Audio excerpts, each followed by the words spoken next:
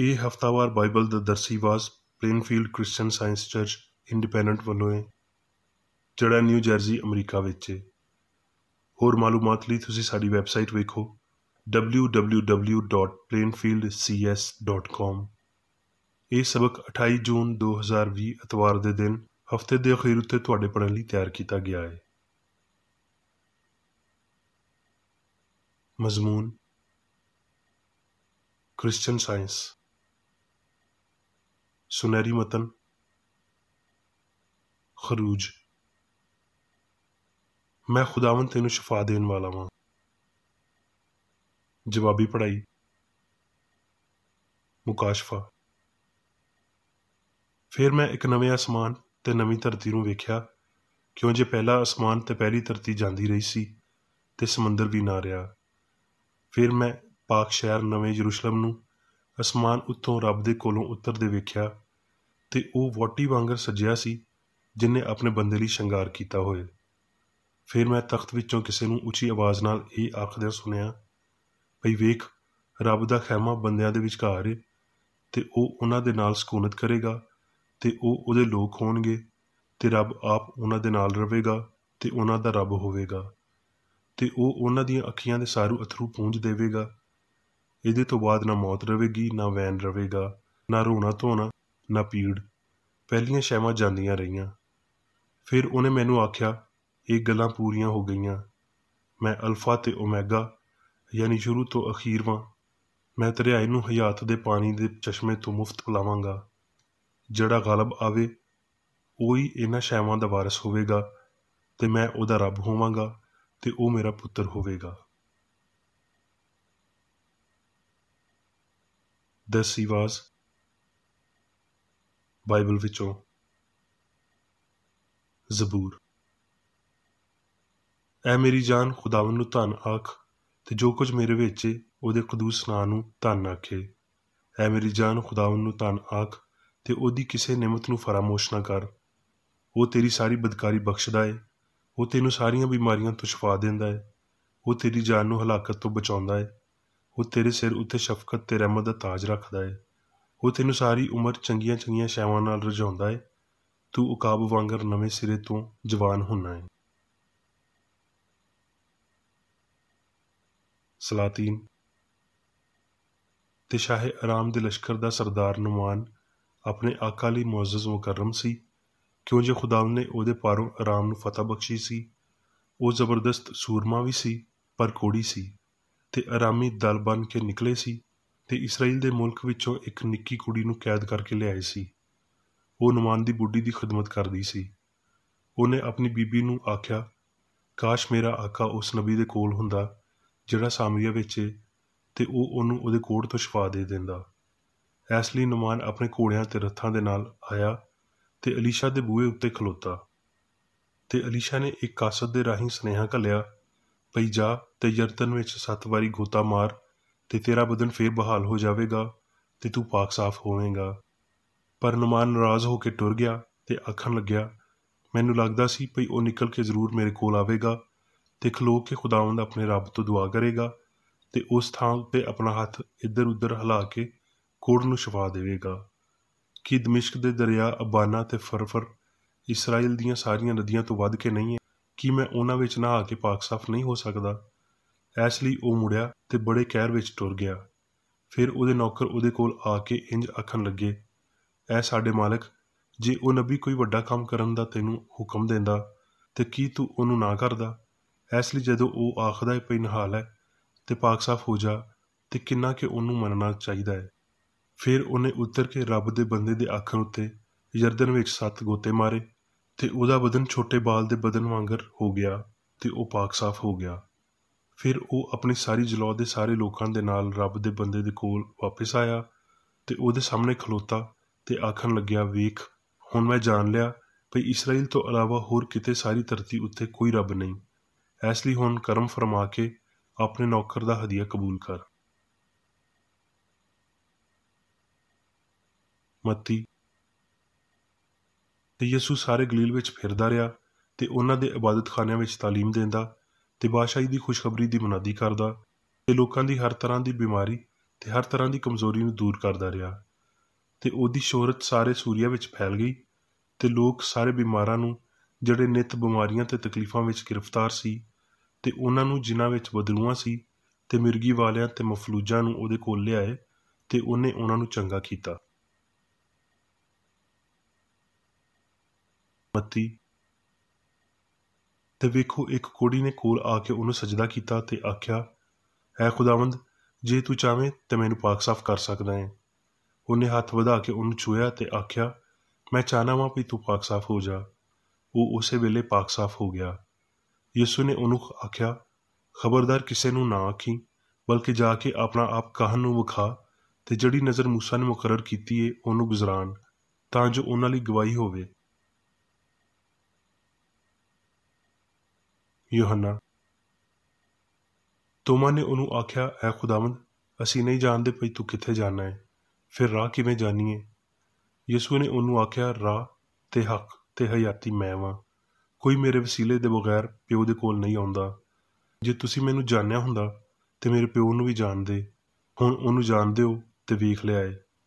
ਜੇ ਤੁਸੀਂ ਮੇਰੇ ਨਾਲ ਮੁਹੱਬਤ ਰੱਖਦੇ ਹੋ ਤੇ ਮੇਰੇ ਹੁਕਮਾਂ ਉੱਤੇ ਅਮਲ ਕਰੋਗੇ ਤੇ ਮੈਂ ਪਿਓ ਅੱਗੇ ਦਰਖਾਸਤ ਕਰਾਂਗਾ ਤੇ ਉਹ ਤੁਹਾਨੂੰ ਦੂਜਾ ਮਦਦਗਾਰ ਬਖਸ਼ੇਗਾ ਭਈ ਹਮੇਸ਼ਾ ਤੀਕਰ ਤੁਹਾਡੇ ਨਾਲ ਰਵੇ, ਯਾਨੀ ਰੂਹੇ ਹੱਕ, ਜਿਹਨੂੰ ਜੱਗ ਹਾਸਲ ਨਹੀਂ ਕਰ ਸਕਦਾ, ਕਿਉਂ ਜੇ ਨਾ ਉਹਨੂੰ ਵੇਖਦਾ ਨਾ ਜਾਣਦਾ ਏ। ਤੁਸੀਂ ਉਹਨੂੰ ਜਾਣਦੇ ਹੋ ਕਿਉਂ ਜੇ ਉਹ ਤੁਹਾਡੇ ਨਾਲ ਰਹਿੰਦਾ ਏ ਤੇ ਤੁਹਾਡੇ ਅੰਦਰ ਹੋਵੇਗਾ। ਮੁਕਾਸ਼ਫਾ। ਫਿਰ ਮੈਂ ਇੱਕ ਹੋਰ ਜ਼ੋਰ ਆਵਰ ਫਰਿਸ਼ਤੇ ਨੂੰ ਬੱਦਲ ਓੜੇ ਹੋਏ ਅਸਮਾਨ ਤੋਂ ਉਤਰਦੇ ਵੇਖਿਆ। ਉਹਦੇ ਸਿਰ ਉੱਤੇ ਧਨਕ ਸੀ ਤੇ ਉਹਦਾ ਮੁਖੜਾ ਸੂਰਜ ਵਾਂਗਰ ਸੀ ਤੇ ਉਹਦੇ ਪੈਰ ਅੱਗ ਦੇ ਸਤੂਨਾਂ ਵਾਂਗਰ, ਤੇ ਉਹਦੇ ਹੱਥ ਵਿੱਚ ਇੱਕ ਨਿੱਕੀ ਜਿਹੀ ਖੁੱਲੀ ਹੋਈ ਕਿਤਾਬ ਸੀ। ਉਹਨੇ ਆਪਣਾ ਸੱਜਾ ਪੈਰ ਤੇ ਸਮੁੰਦਰ ਉੱਤੇ ਰੱਖਿਆ ਤੇ ਖੱਬਾ ਖੁਸ਼ਕੀ ਉੱਤੇ, ਤੇ ਅਜਿਹੀ ਵੱਡੀ ਆਵਾਜ਼ ਨਾਲ ਚੀਖਿਆ ਜਿਵੇਂ ਸ਼ੇਰ ਦਹਾੜਦਾ ਹੈ। ਤੇ ਜਿਸ ਆਵਾਜ਼ ਦੇਣ ਵਾਲੇ ਨੂੰ ਮੈਂ ਅਸਮਾਨ ਉੱਤੇ ਬੋਲਦਿਆਂ ਸੁਣਿਆ ਸੀ, ਉਹਨੇ ਫਿਰ ਮੇਰੇ ਨਾਲ ਮੁਖਾਤਬ ਹੋ ਕੇ ਆਖਿਆ, ਉਸ ਫਰਿਸ਼ਤੇ ਦੇ ਹੱਥ ਵਿੱਚੋਂ ਜਿਹੜਾ ਸਮੁੰਦਰ ਤੇ ਖੁਸ਼ਕੀ ਉੱਤੇ ਖਲੋਤਾ ਏ, ਉਹ ਖੁੱਲੀ ਹੋਈ ਕਿਤਾਬ ਲੈ ਲੈ। ਫਿਰ ਮੈਂ ਉਸ ਫਰਿਸ਼ਤੇ ਦੇ ਕੋਲ ਜਾ ਕੇ ਆਖਿਆ, ਭਈ ਇਹ ਨਿੱਕੀ ਕਿਤਾਬ ਮੈਨੂੰ ਦੇ ਦੇ।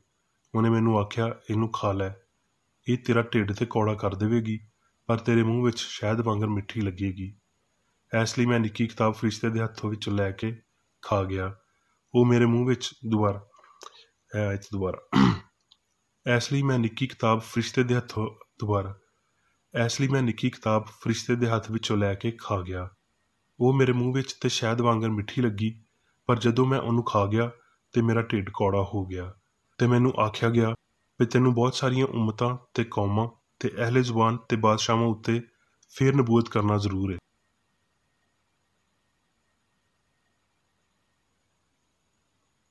ਹੁਣ ਮੈਂ ਮੀਰ ਬੇਕਰ ਰੇਡੀ ਦੀ ਲਿਖੀ ਹੋਈ ਕ੍ਰਿਸਚਨ ਸਾਇੰਸ ਦੀ ਦਰਸੀ ਕਿਤਾਬ ਸਾਇੰਸ ਤੇ ਸਿਹਤ ਆਇਤਾਂ ਦੀ ਕੁੰਜੀ ਦੇ ਨਾਲ ਵਿੱਚੋਂ ਲਈਆਂ ਹੋਈਆਂ ਲਿਖਾਈਆਂ ਪੜਾਂਗਾ।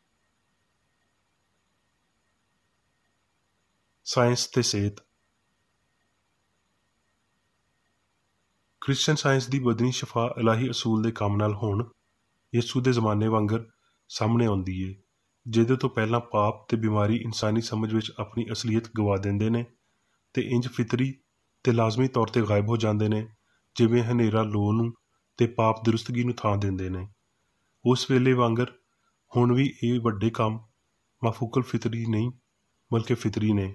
ਇਹ ਇਮਾਨੁਅਲ ਜਾਂ ਰੱਬ ਸਾਡੇ ਨਾਲ ਏ ਦਾ ਨਿਸ਼ਾਨ ਨੇ, ਇੱਕ ਇਲਾਹੀ ਅਸਰ ਜਿਹੜਾ ਇਨਸਾਨੀ ਸਮਝ ਵਿੱਚ ਮੌਜੂਦ ਏ ਤੇ ਆਪਣੇ ਆਪ ਨੂੰ ਦੁਹਰਾਉਂਦਿਆਂ ਹੋਏ ਹੁਣ ਆ ਰਿਹਾ ਏ, ਜਿਵੇਂ ਮਾਜ਼ੀ ਵਿੱਚ ਇਹਦਾ ਵਾਅਦਾ ਕੀਤਾ ਗਿਆ ਸੀ ਬਈ ਸਮਝ ਦੇ ਕੈਦੀਆਂ ਨੂੰ ਰਿਹਾਈ ਤੇ ਅੰਨਿਆਂ ਨੂੰ ਬੇਨਾਈ ਪਾਉਣ ਦੀ ਖਬਰ ਦੇਣ ਲਈ ਤੇ ਕੁਚਲੇ ਹੋਇਆਂ ਨੂੰ ਆਜ਼ਾਦ ਕਰਨ ਲਈ। ਸ਼ੁਰੂ ਤੋਂ ਅਖੀਰ ਤੀਕਰ ਸਾਰਾ ਕਲਾਮ ਪਾਕ ਮਾਦੇ ਉੱਤੇ ਰੂਹ ਸਿਆਣ ਦੀ ਫਤਹ ਦੇ ਵਾਕਿਆਂ ਨਾਲ ਭਰਿਆ ਹੋਇਆ ਹੈ। ਮੂਸਾ ਨੇ ਸਿਆਣ ਦੀ ਤਾਕਤ ਨੂੰ ਇਹਦੇ ਰਾਹੀਂ ਸਾਬਤ ਕੀਤਾ ਜਿਹਨੂੰ ਇਨਸਾਨ ਮੁਅਜਜ਼ੇ ਆਖਦਾ ਹੈ। ਇਸੇ ਤਰ੍ਹਾਂ ਯਸ਼ਵਾ, ਏਲੀਆ ਤੇ ਅਲੀਸ਼ਾ ਨੇ ਵੀ ਕੀਤਾ।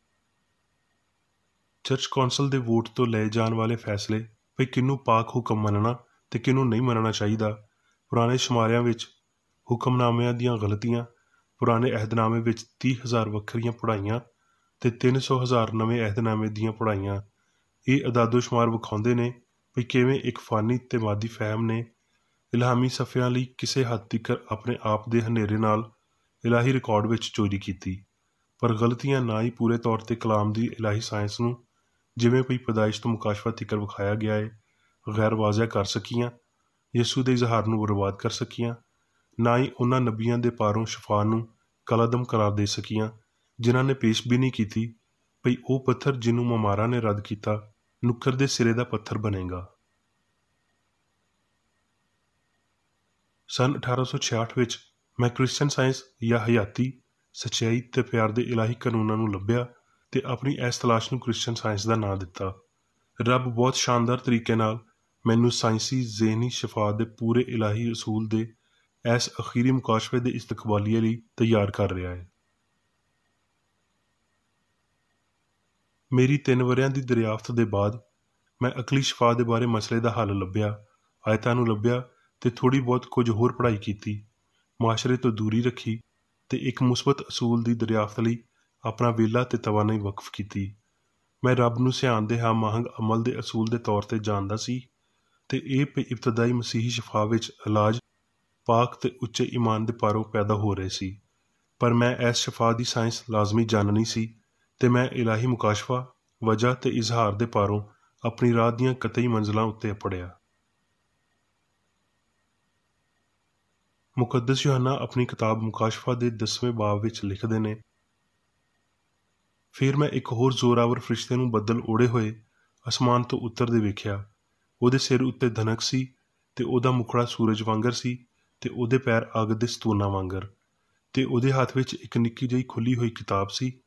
ਉਹਨੇ ਆਪਣਾ ਸੱਜਾ ਪੈਰ ਤੇ ਸਮੁੰਦਰ ਉੱਤੇ ਰੱਖਿਆ ਤੇ ਖੱਬਾ ਖੁਸ਼ਕੀ ਉੱਤੇ।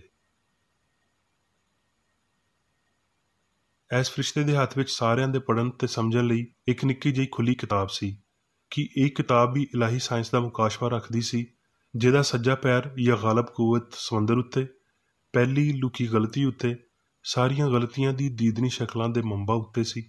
ਫਰਿਸ਼ਤੇ ਦਾ ਖੱਬਾ ਪੈਰ ਖੁਸ਼ਕੀ ਉੱਤੇ ਸੀ, ਯਾਨੀ ਦੂਜੀ ਕੂਵਤ ਦੀ ਮਸ਼ਕ ਦੀਦਨੀ ਗਲਤੀ ਤੇ ਕਾਬਲੇ ਸਮਾਤ ਪਾਪ ਉੱਤੇ ਕੀਤੀ ਗਈ ਸੀ।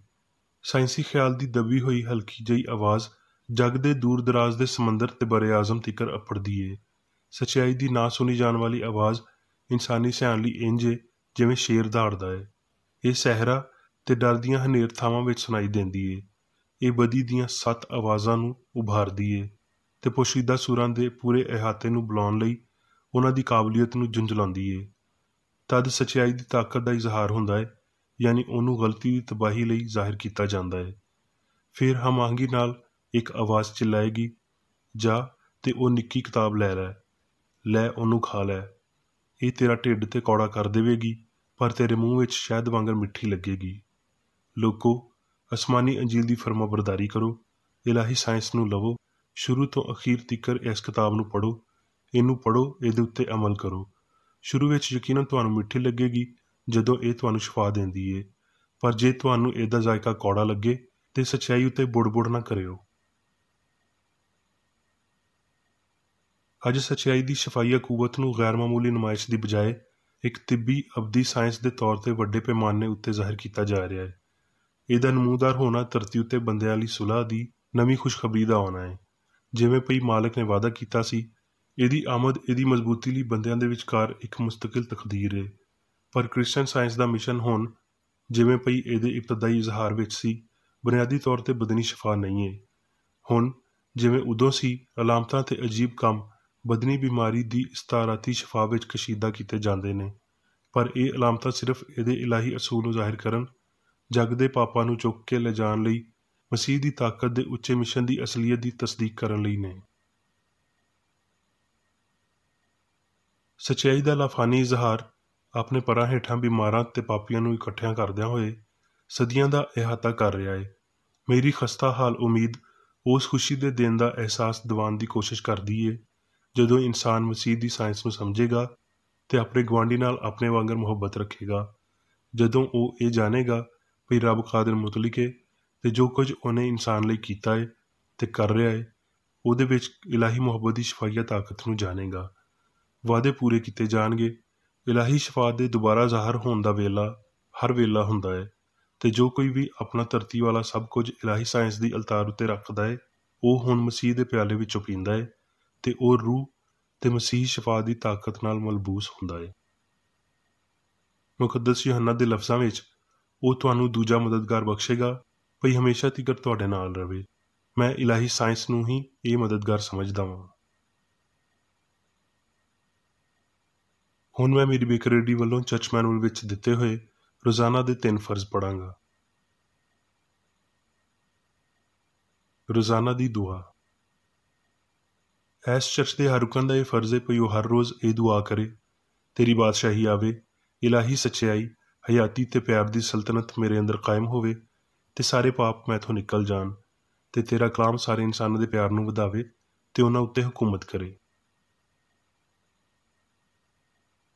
ਮਕਸਦਾਂ ਤੇ ਕੰਮਾਂ ਦਾ ਇੱਕ ਅਸੂਲ। ਨਾ ਕੋਈ ਮੁਖਾਲਫਤ ਤੇ ਨਾ ਕੋਈ ਜ਼ਾਤੀ ਤਾਲੁਕ ਮਾਦਰੀ ਚਰਚ ਦੇ ਕਿਸੇ ਰੁਕਨ ਦੇ ਮਕਸਦਾਂ ਜਾਂ ਕੰਮਾਂ ਉੱਤੇ ਅਸਰ ਕਰਨੇ ਚਾਹੀਦੇ। ਸਾਇੰਸ ਵਿੱਚ ਬਸ ਇਲਾਹੀ ਪਿਆਰ ਹੀ ਹਕੂਮਤ ਕਰਦਾ ਹੈ ਤੇ ਇੱਕ ਮਸੀਹੀ ਸਾਇੰਸਦਾਨ ਪਾਪ ਨੂੰ ਰੱਦ ਕਰਦਿਆਂ ਹੋਏ ਸੁੱਚੀ ਭਰਾਬੰਦੀ, ਖੈਰਾਤ ਪਸੰਦੀ ਤੇ ਮਾਫੀ ਨਾਲ ਪਿਆਰ ਦੀਆਂ ਮਿੱਠੀਆਂ ਸੱਚਾਈਆਂ ਦਾ ਪਰਛਾਵਾਂ ਬਣਦਾ ਹੈ। ਇਸ ਚਰਚ ਦੇ ਸਾਰੇ ਰੁਕਨਾਂ ਨੂੰ ਸਾਰੇ ਪਾਪਾਂ ਤੋਂ, ਗਲਤ ਤਰ੍ਹਾਂ ਦੀਆਂ ਪੇਸ਼ਨਗੋਈਆਂ, ਮੁਨਸਫੀਆਂ, ਮੁਜ਼ਮਤਾਂ, ਸਲਾਹਾਂ, ਗਲਤ ਅਸਰਾਂ ਨੂੰ ਲੈਣ ਤੇ ਗਲਤ ਅਸਰ ਦੇਣ ਤੋਂ ਆਜ਼ਾਦ ਰਹਿਣ ਲਈ ਹਰ ਰੋਜ਼ ਖਿਆਲ ਰੱਖਣਾ ਚਾਹੀਦਾ ਹੈ ਤੇ ਦੁਆ ਕਰਨੀ ਚਾਹੀਦੀ ਹੈ।